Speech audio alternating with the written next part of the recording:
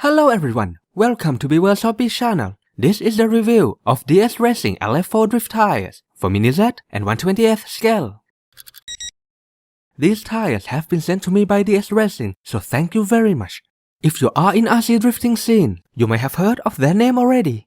DS Racing primarily makes products for 1/10th scale RC drift car and a lot more besides. The most well known are their drift tires. Luckily, they also make drift tires for Mini Z and 1/20th scale too.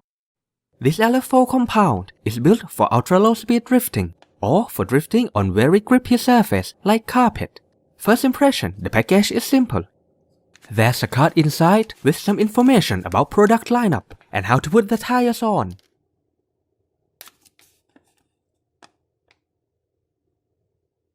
The tires are too narrow 8.5mm and too wide 11mm.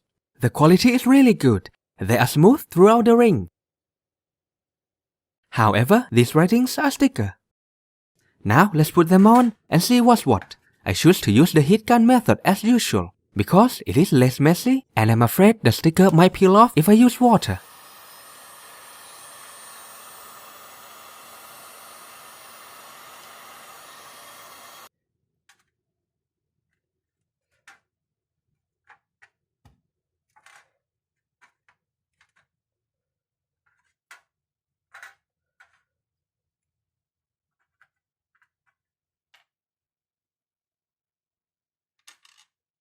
These are the cars I'll be using. First is all-wheel drive CS car. This is Mini QQ7 with 2.0 CS ratio and 90mm wheelbase. You can watch the setup video from the card on top right corner or from link in description. Higher CS ratio is done after that in another video, but the suspension setup is still the same. Next is Atomic DRZ, a rear-wheel drive drift car, and it is still stock setup.